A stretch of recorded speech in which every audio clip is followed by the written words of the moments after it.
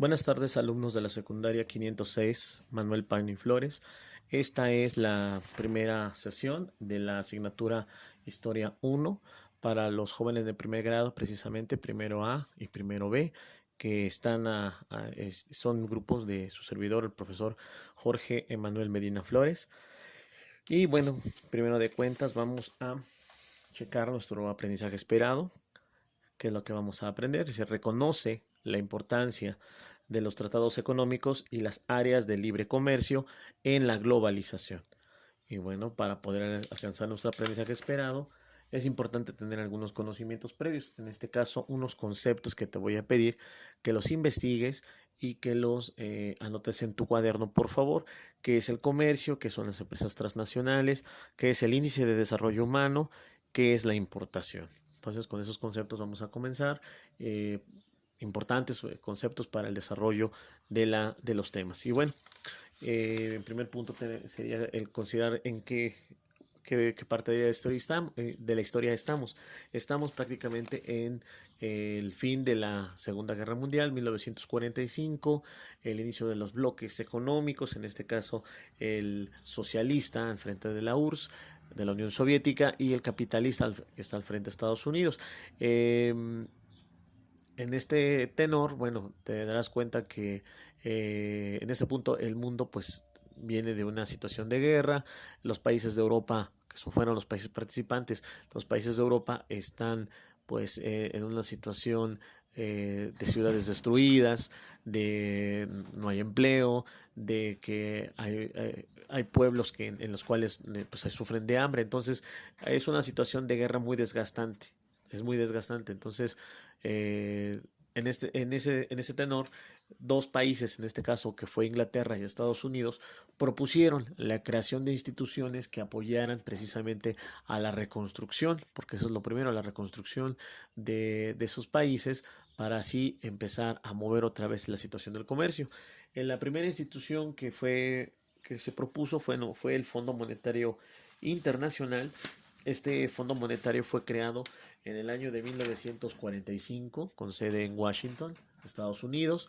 Es una organización conformada por 188 países que trabaja para promover la cooperación monetaria mundial, asegurar la estabilidad financiera, facilitar el comercio internacional, promover un alto nivel de empleo, el crecimiento económico sustentable y reducir así la pobreza. Bueno, esta es una institución en la cual se pensó junto con otro que también fue creado en ese momento, en el año de 1945, que fue el Banco Mundial.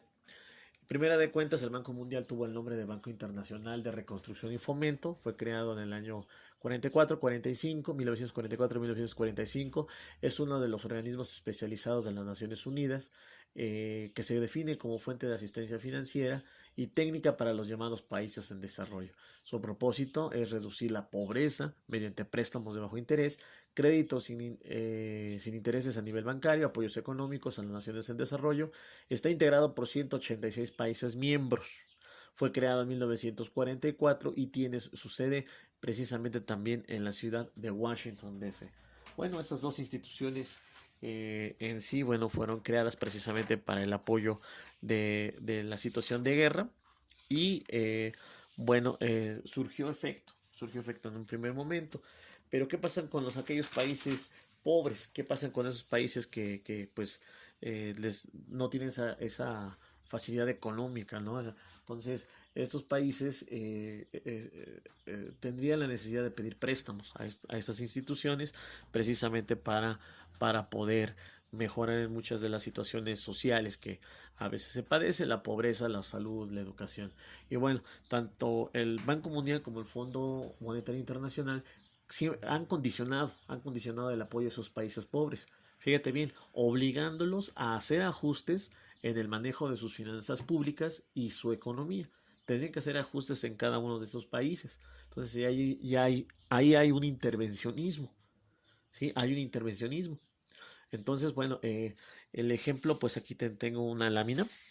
Tengo una lámina relacionada precisamente con el petróleo en nuestro país. Y bueno, ves ondeando en la parte de arriba, en la parte superior de estas instalaciones petroleras, pues las banderas de otros países, en este caso de España, Estados Unidos, de Inglaterra. Precisamente ellos cuentan con esa tecnología para poder sustraer el petróleo, mientras que pues nosotros tenemos la materia prima, ellos tienen la tecnología. Entonces hay convenios con estos países precisamente para que tú me apoyes en la tecnología y yo te ofrezco pues cierta cantidad de las ganancias. Entonces pues al ser bastantes países, ¿no?, los que están interviniendo, bueno, pues acaparan la mayor productividad de petróleo para ellos y las ganancias para ellos, dejándonos, obviamente, dejando al mexicano viendo lo que está sucediendo. Entonces, aquí está, es una caricatura, es un cartón que está, pues, que lleva mucho de relación con esta situación que te estoy mencionando. Y bueno, se solicita, bueno, con esa situación del Banco Mundial, con esa situación de tener esas condiciones, es la liberalización del comercio internacional mediante la disminución de barreras aduaneras en esos países, la eliminación de los obstáculos a las inversiones extranjeras directas, o sea, no habría problemas, sin problemas pudiera venir otro país a venir a invertir, la venta de empresas públicas y de monopolios estatales, en este caso sería la privatización, porque bueno, Pemex era al 100% era mexicano en el año de 1938 con Lázaro Cárdenas, pero bueno, al introducir ya a otros países, bueno, ya deja de serlo, ¿no? Entonces se refiere a eso, a la privatización, y bueno, el Estado tendría que tener a fuerzas de una protección a la propiedad privada, o sea, son intocables esas personas, estos países. Bueno, en ese tenor, bueno, a hacer un punto, vamos a hacer un break. Aquí me has de preguntar, bueno, profe, no aparece ninguna bandera de la URSS, una bandera que represente el socialismo. El socialismo en sí no ratificó ni al Fondo Monetario ni al Banco Mundial porque vio a los intereses reales que había en ello. Entonces, no quiso participar. En un primer momento, bueno, solamente se ocuparon Inglaterra y Estados Unidos y bueno, continuaron con sus apoyos, continuaron dando apoyo a esos países y bueno, surtiendo mejor ganancias. Promueven las bases del neoliberalismo, el cual implica una drástica reducción del intervencionismo estatal en materia económica para impulsar el libre mercado y la apertura económica. Entonces, vamos a ver el siguiente cartón relacionado precisamente al neoliberalismo. Tú ves ahí la diferencia entre un país, en este caso tú ves aparentemente que es un personaje relacionado con Estados Unidos, y bueno, se ve la diferencia, ¿no? Han generado pobreza en los países menos desarrollados, ¿sale? Y perjudicado a los pequeños productores, pues al verse imposibilitados a competir con los grandes monopolios comerciales, han quedado marginados. En la actualidad muchos países acumulan grandes deudas con estos organismos financieros, o sea, va quedando interés sobre interés y bueno, esto ocasiona de que haya una mayor deuda externa, ¿no? Y no se pague en un primer momento, sino que se vaya generando interés sobre interés. En la actualidad muchos países acumulan grandes deudas con los organismos financieros.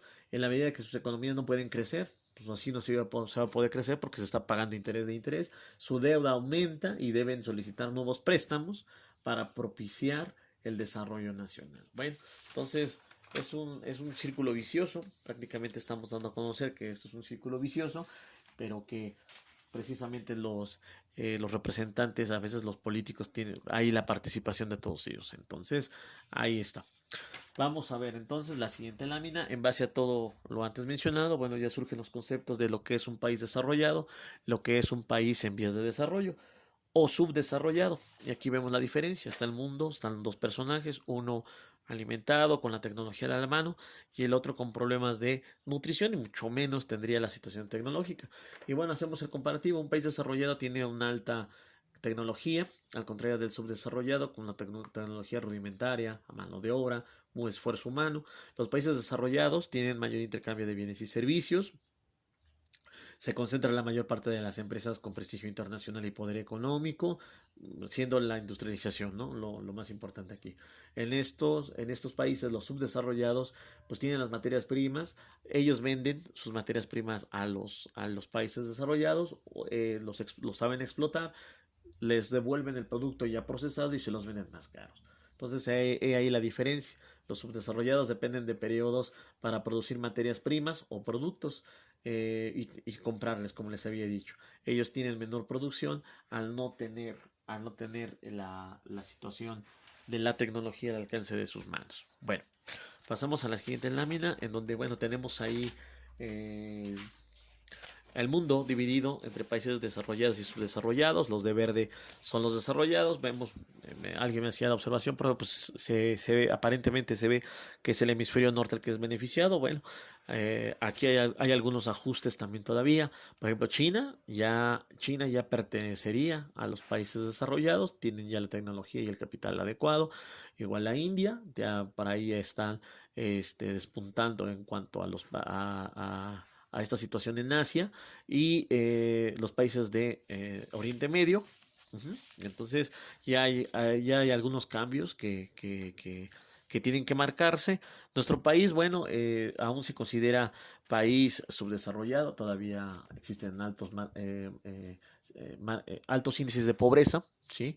Hay mucha desigualdad todavía, pero bueno, se pretende de que poco a poco vaya yéndose a esto, encaminándose a irse a un mundo desarrollado. Bueno, tendríamos que hablar ya de otras cosas, ejemplo, la corrupción, evitar todo ese tipo de situaciones y pues creo que todavía la forma de pensar de nuestros semejantes, los mexicanos, es ir para adelante, ¿no? Evitar caer en esos vicios de la corrupción y demás. Pero bueno, hay una tarea titánica todavía por hacer. La imagen que te presento ahorita es sobre la globalización. Eh, el proceso de integración que permite este intercambio de productos y servicios se le conoce como globalización.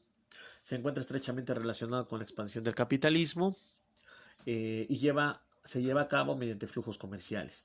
Bueno, auxiliado precisamente de algunos medios de transporte.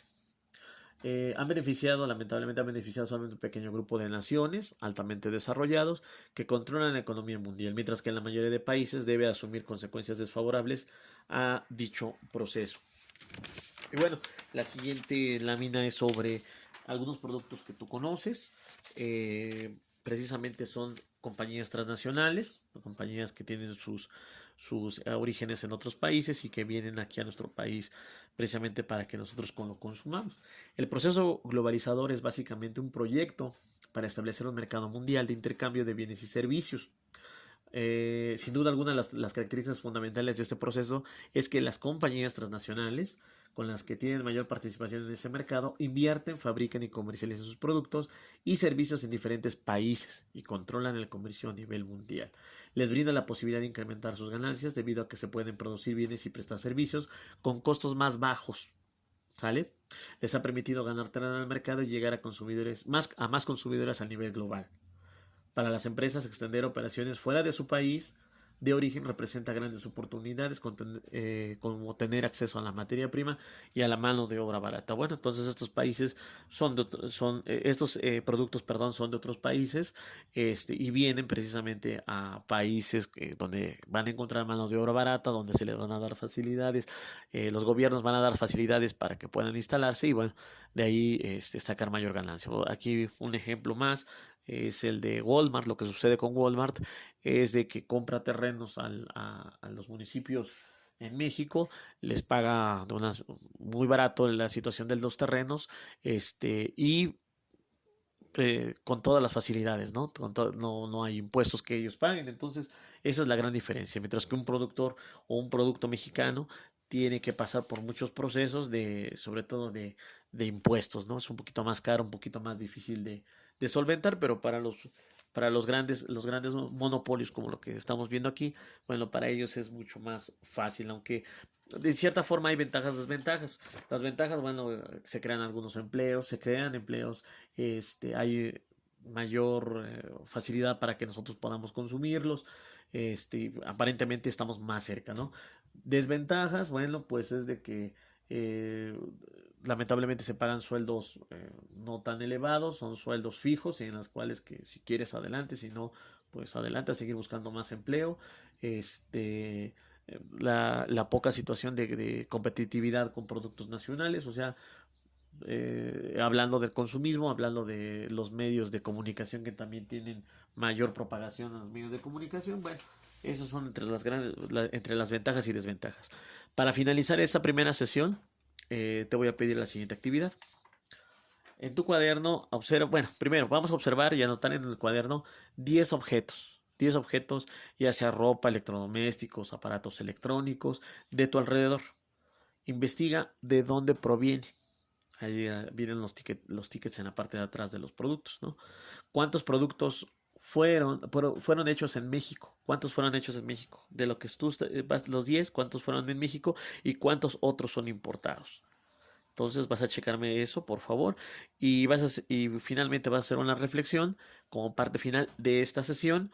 ¿Qué implicaciones puede tener para un país que la mayor parte de los artículos que se consumen en él sean importados? Entonces, si tú crees que de los 10 productos, 8 son chinos, que ahí hay una reflexión. ¿Qué implicaciones para el país tiene? Entonces, esta sería la actividad que te voy a revisar en el cuaderno.